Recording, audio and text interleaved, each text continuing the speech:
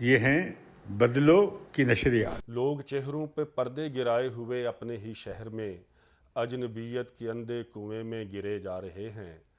گھروں کو قرنطینہ بنتے ہوئے دیکھنا جیسی کوئی اذیت نہیں۔ السلام علیکم، میں ہوں عائشہ ظفر۔ بدلو کے پروگرام کافی ہاؤس میں آج ہم نے 2 سخنوروں کو مدعو کیا ہے۔ ہمارے ساتھ صاحب دیوان شاعرہ حسن بانو صاحبہ موجود ہیں، اور اس کے علاوہ ہمارے ساتھ عرفان صادق صاحب صاحب طرز شاعر ہیں۔ آج ہم ان سے نظم اور غزل کے بارے میں ان سے سنیں گے اور بات کریں گے۔ جی حسن بانو صاحبہ۔ بہت شکریہ علامہ صاحب، آج آپ ہمیں کیا سنا رہی ہیں؟ آپ نے مدعو کیا اتنی محبت کے ساتھ۔ یہ آپ کی محبت ہے کہ ہم لوگ یہاں پہ موجود ہیں، تو غزل ہی میں اپنی پیش کروں گی آپ کے سامنے۔ جی ارشاد سر جی ارشاد۔ محبت میں شرارت کی اجازت کون دیتا ہے؟ واہ واہ۔ محبت میں شرارت کی اجازت کون دیتا ہے؟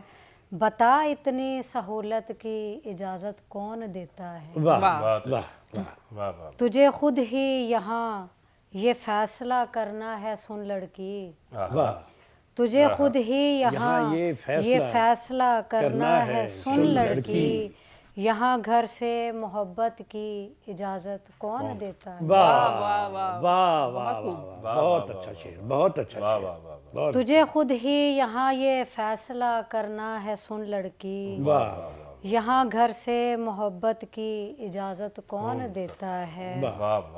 تمہیں کیسے بھلا خود سے جدا ہونے کا بولوں میں، واہ واہ واہ۔ تجھے کیسے بھلا خود سے جدا ہونے کا بولوں میں، بھلا خود پر اذیت کی اجازت کون دیتا ہے؟ ماشاءاللہ، بہت خوب، بہت اچھا، بہت خوب۔ محبت کے سوا اتنی جسارت ہے بھلا کس میں، محبت کے سوا اتنی جسارت ہے بھلا کس میں، قبیلے سے بغاوت کی اجازت کون دیتا ہے؟ واہ واہ۔ قبیلے سے بغاوت کی اجازت کون دیتا ہے؟ مناظر ہی یہاں انسان کو حیران کرتے ہیں، واہ۔ مناظر ہی یہاں انسان کو حیران کرتے ہیں، یہاں آنکھوں کو حیرت کی اجازت کون دیتا ہے؟ واہ واہ واہ واہ۔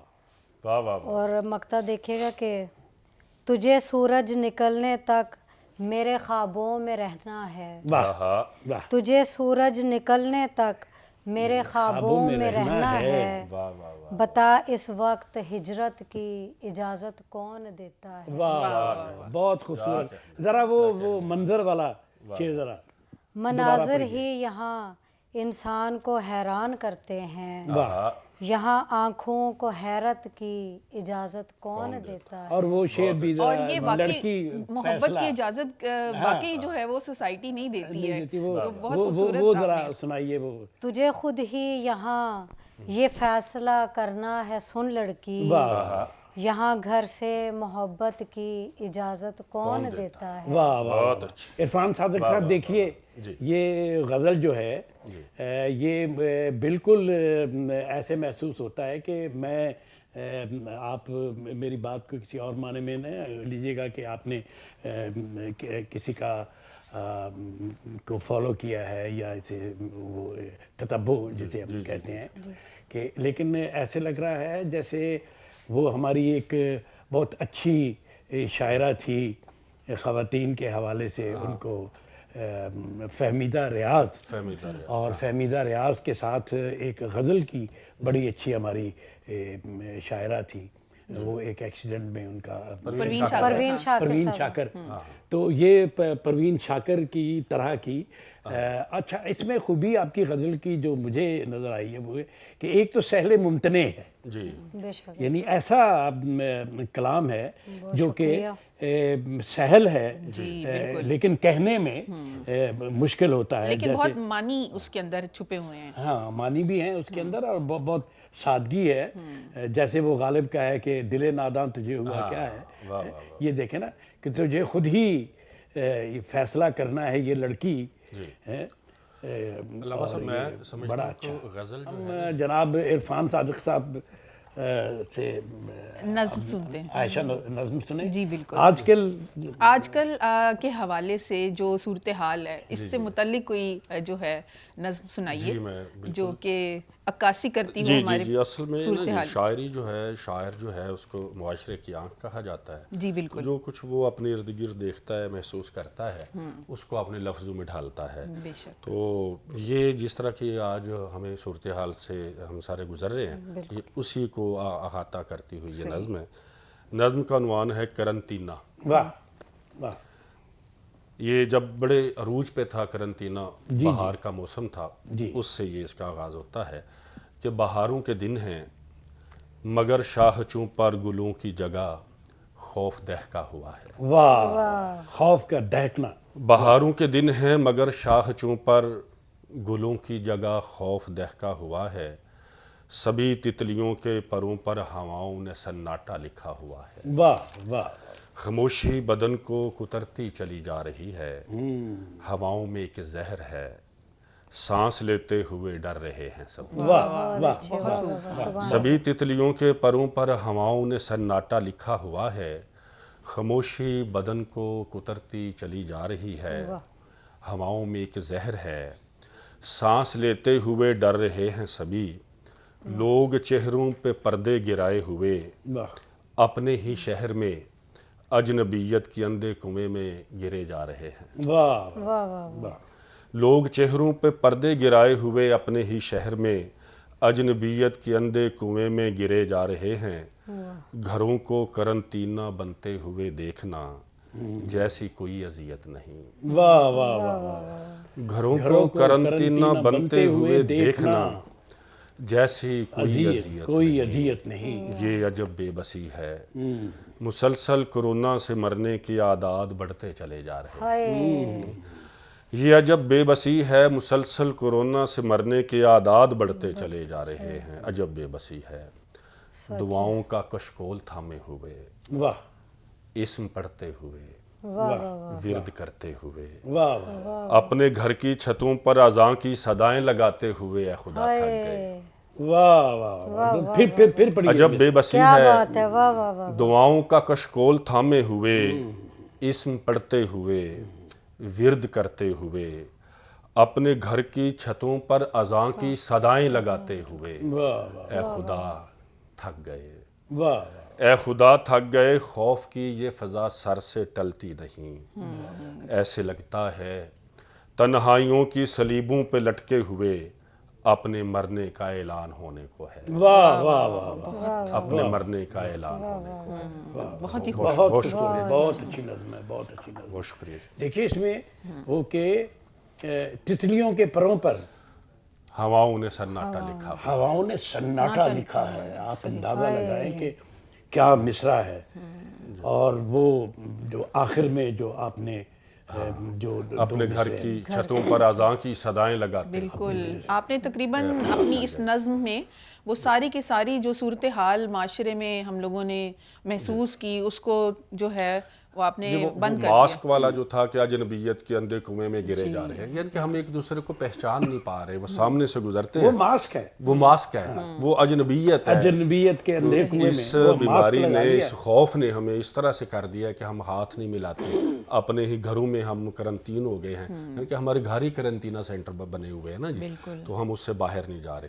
تو وہی میں بات کر رہا تھا کہ شاعری جو ہے، شاعری کا کمال یہ ہے کہ جو کچھ آپ محسوس کرتے ہیں ہر بندہ محسوس کرتا ہے. یہ میرے جو جذبات میں نے جو بیان کیے ہیں یہ سبھی لوگوں کے جذبات ہیں، لیکن شاعر کو اللہ تعالیٰ نے کیونکہ وہ ایک ہنر دیا ہے تو وہ اس طرح سے اس کو اپنے لفظوں میں ڈال لیتا ہے. آپ کی اس نظم سے مجھے احساس ہوا کہ یہ بات بالکل درست ہے کہ موضوع جی اپنے لفاظی جو ہے جی اس کی جو حیت ہے، لسانی حیت، وہ اپنے ساتھ لے کے نکلتا ہے. جی جی بالکل ایسے ہی. یعنی اس میں جو آپ نے یہ جو کوارنٹائن جو آپ نے نظم جو پڑھی ہے، اس کے تمام مصرے جو ہیں وہ بالکل ایک میڈیکل لائن کے ساتھ ساتھ پوئٹک، یعنی ایک پوئٹیکل میڈیکل جو ہے صورتحال جو ہے وہ ہمارے سامنے لاتی ہے.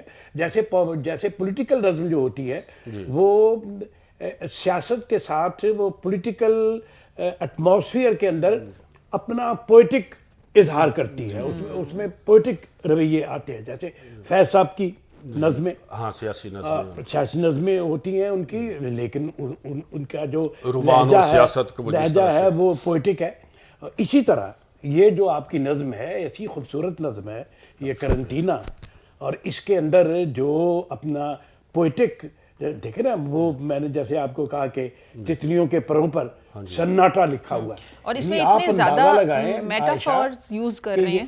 ہاں میٹافر, ہاں میٹافوریکلی وہ اتنا خوبصورت میننگ دے رہی ہے کہ اس کو سن کے جو ہے واقعی بہت اچھی طرح سے ریلیٹ کیا جا سکتا ہے. بہت شکریہ. عائشہ, وہ کہتے ہیں نا کہ جو شاعر ہوتا ہے وہ معاشرے کی آنکھ ہوتا ہے. بالکل, وہ جو محسوس کرتا ہے وہ اس کو اسی طرح بیان کرتا ہے. بے شک. تو عرفان صادق صاحب کی جو نظم ہے اس میں انہوں نے مکمل وہی ذائچہ کھینچا جو کہ انہوں نے بالکل بالکل ایک منظر وہ جو ہے کشی, وہ جو آپ نے آپ کا محبت والی نظم, جو شعر تھا نا کہ وہ منظر جو ہے وہ حیرت کی اجازت کس کو دیتے ہیں, وہ حیرت کی اجازت کون دیتا ہے, جو آپ کا یہ بالکل اسی طرح ایک حیرتوں میں ڈوبی ہوئی صورتحال کے اندر یہ ایک نظم ہے. وہ آپ سے ہم نے کہا تھا کہ وہ دو شعر, جب اس کی یاد کے لمحے بہم نہیں ہوتے, واہ, جب اس کی یاد کے لمحے بہم نہیں ہوتے, پھر اپنے آپ میں موجود ہم نہیں ہوتے. واہ واہ واہ, بہت اچھا. شکست اس لیے اپنا نصیب ٹھہری ہے, شکست اس لیے اپنا نصیب ٹھہری ہے, سروں سے اونچے ہمارے علم نہیں ہوتے. واہ واہ واہ واہ واہ, سروں سے اونچے ہمارے علم نہیں ہوتے. بہت بہت اچھا. اپنا صادق صاحب, عرفان صادق صاحب, آپ غزل بھی کہتے ہیں, آپ کی تو ماشاءاللہ 4 5 6 کتابیں ان کی جو ہے وہ مارکیٹ میں آ چکی ہیں, اور داد تحسین بھی ملی ہے انہیں. تو کوئی ایک آدھ غزل کے کچھ شعر اگر ہو جائے تو. جی میں پیش کرتا ہوں. بڑی کہ تشنا کامی کا یہ الزام اتارا جائے. واہ, تشنا کامی کا یہ الزام اتارا جائے, ایک سمندر میرے ہونٹوں سے گزارا جائے. واہ واہ واہ, تشنا کامی کا یہ الزام اتارا جائے, ایک سمندر میرے ہونٹوں سے گزارا جائے. اور علامہ صاحب شعر ہے کہ گفتگو کرنی ہے ایک شخص کی سیرت پہ مجھے. واہ, کیا مشکل مرحلہ ہے بھائی, گفتگو کیا کرنی مشکل ہے مرحلہ ایک ہے, شخص کی سیرت پہ مجھے آسمانوں سے فرشتوں کو اتارا جائے. واہ, بہت ہی خوبصورت. گفتگو کرنی ہے کہ شخص کی سیرت پہ مجھے واہ واہ واہ, آسمانوں سے فرشتوں کو اتارا جائے. اور حضرت قیس میرے حق میں گواہی دیں گے. واہ واہ, یہ تو روایت حضرت کا شعر ہے. قیس میرے حق میں گواہی دیں گے, اب سرے دشت میرا نام پکارا جائے. واہ واہ, حضرت قیس میرے حق میں گواہی دیں گے, اب سرے دشت میرا نام پکارا جائے.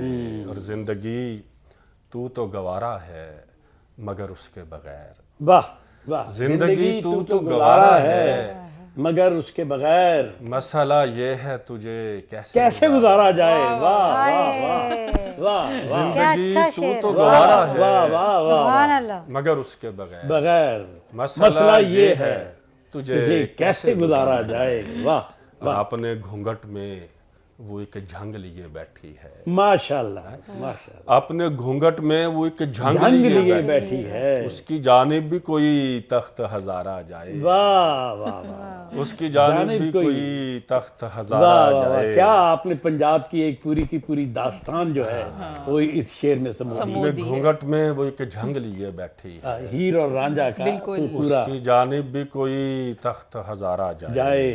اور میں حسینی بھی ہوں, تشنا بھی ہوں, سچا بھی ہوں.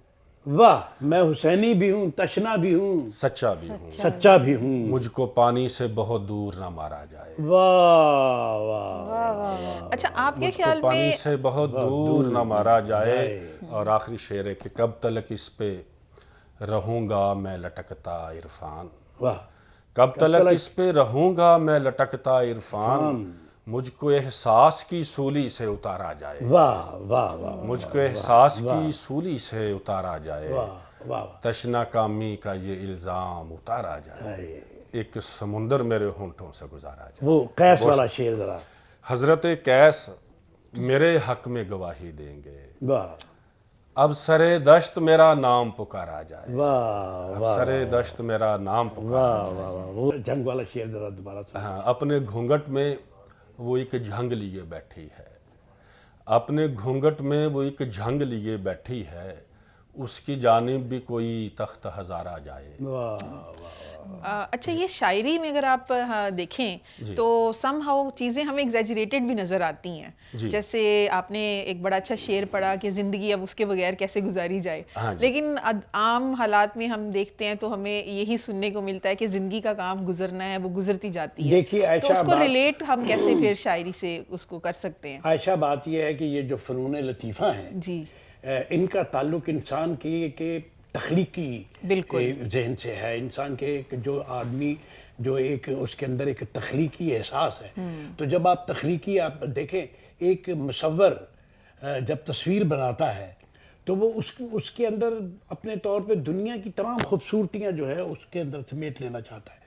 کوئی مصور ایسا نہیں ہوگا جو کسی کو پینٹ کرے اور وہ اس طرح کا پینٹ کرے کہ اس کے اندر خوبصورتی کی بجائے بدصورتی اس کے اندر نظر آ رہی ہو۔